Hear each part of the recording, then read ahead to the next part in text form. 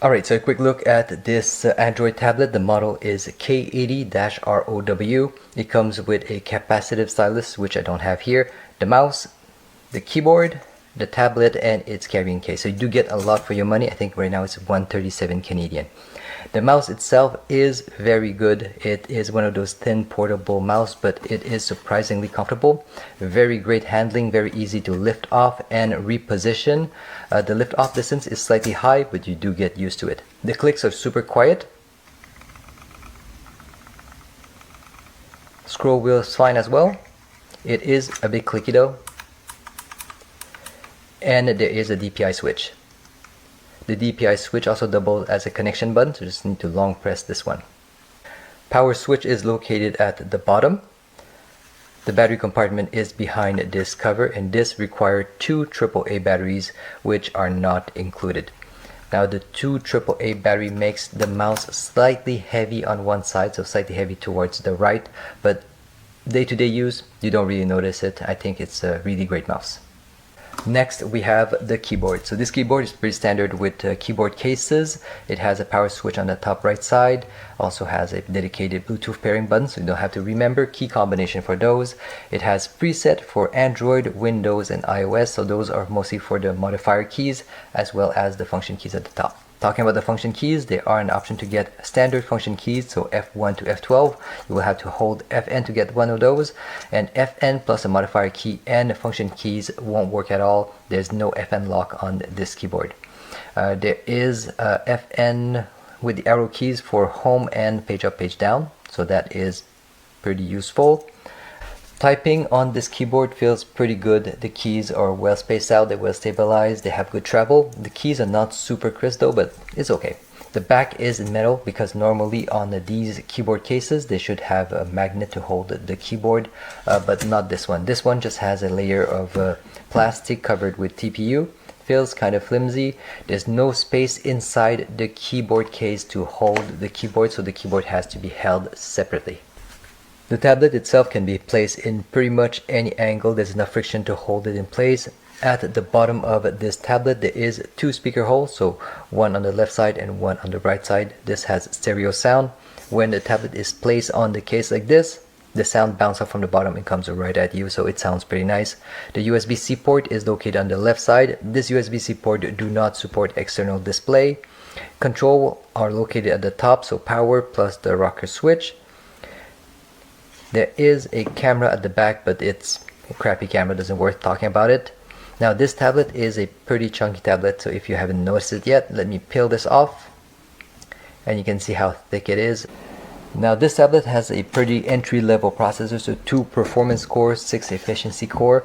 It also has only 8 gigs of RAM. It says 24 on the product description, but that's 8 real RAM plus 16 in virtual memory, which is just writing the content of the RAM into the SSD, which is super slow, so don't worry about that. Just think of it as 8 gigs of RAM.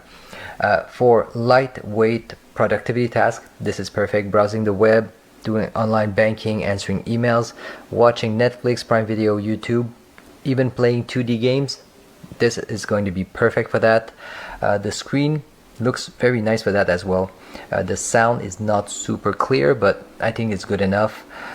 Anything that is 3D games related, put that aside. I tried a bunch of them. It runs under 10 frames per second, so really not worth. So yeah, if you are looking for something very inexpensive to do very light productivity tasks, this is worth looking at. Hopefully this is helping you out. Thank you very much for watching. Oh, that looks really nice. Yeah, that's sharp. It feels like aluminum, so it comes with everything here to be used as basically a laptop or a mini PC. Speakers here on the top, micro SD card slot, USB-C. It looks like a 3.5 millimeter audio jack. And then on here is the power button, volume up and down. It looks like a reset port here, little where you have push in, front facing camera here. And then on the back, it looks like dual cameras, light as well. It's probably, it would dent or scratch if I'm not careful. It's definitely designed to be used with its case. I'm going to pop this into the case right now, slide the switches, buttons on that side, and then just push it in. This is something I really appreciate, having a keyboard. Lightweight, aluminum on the back, comes with a mouse. It's a wireless mouse. It takes batteries. Yeah, takes AAA batteries. That's fine. Kind of plasticky, but 2000 milliamp hour power block, USB-C cable, and then a stylus.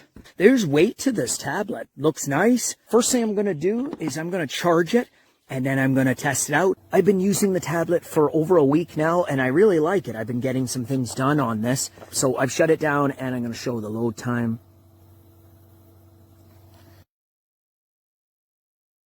So roughly about 20 seconds to start up. So it's pretty quick, and it's responsive, and I like that the case, and I can just use it like a PC. So I really like that. I can grab the keyboard, basically just turn on the Bluetooth, and then turn on the keyboard. Okay, so the mouse, and there it goes. So I've been using the tablet for a lot of searching. I've also made a little bit of music, little video of the garden, the cucumbers, cantaloupe vines. So when using the camera, I move it very, very slow, and it records okay. It's 1080. At first, I wasn't sure about the screen resolution, but then I noticed in YouTube that I needed to increase the resolution. It's actually really clear. This is just 1080. The mouse and keyboard work well. I think the screen looks great. So I was impressed with the screen after I increased the resolution in YouTube, because it was set at only 360. I can't see anything wrong with it. It's not a gaming tablet, but it does play games. I have tried games on it. Works perfectly fine. It's more for just everyday tasks. I don't use tablets for video recording, but it will record 1080 videos. I have to hold the tablet very steady and move it very steady to get a decent image. But other than that, everything works fine. I have no complaints about the tablet. Overall, it works really well.